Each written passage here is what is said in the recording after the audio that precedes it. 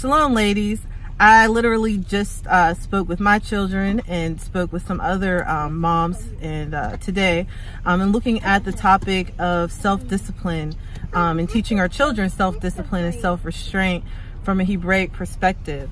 When we look at the word might in the scriptures, the Hebrew word gibbor, which is might or strength, has a connotation of restraint.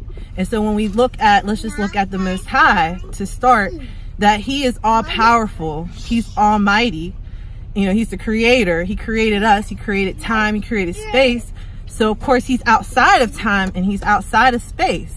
However, even with all his might and his holiness and his, you know, his righteousness, he's able to hold himself back. He's so powerful, he's so mighty that he's able to even hold himself back and be able to interact with us in time and in space, and even within our imperfections, not just wipe us out in a moment. So you said so when we look at our selves and you know, looking at children, you know, children have to you know, they want to do their will. Whatever they want to do, they want to do it. We can look at ourselves the same way. Whatever we want to do, we want to do it.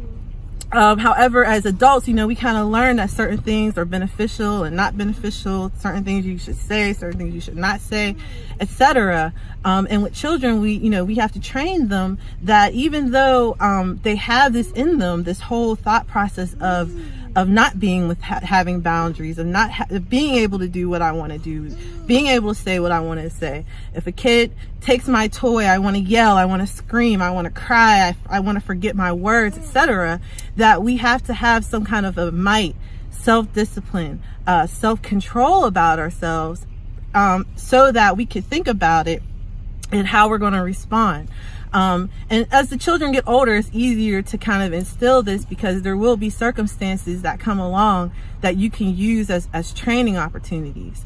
But even when we think about ourselves, I know for one that I want what I want. You know what I mean? If somebody is you know, and as you get older, you know, you start to change, but you know, people get into fights over parking spaces and get into fights over you know, at the thrift store because somebody took something out of the bin before they got to it. And so, you know, as adults, even in our carnal mind, you know, we have a carnal nature, we have a spirit, of course we have a spiritual nature, that the ruach has to be able to restrain and hold back our carnal mind. So, you know, for adults, even thinking about self-discipline is thinking about strength, thinking about this word gibbor, which is strength, which has a connotation of restraint and of holding back.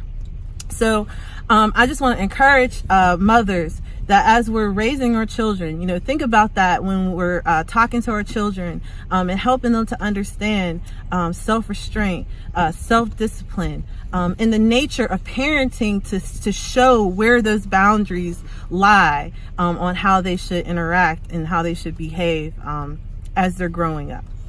Yah bless.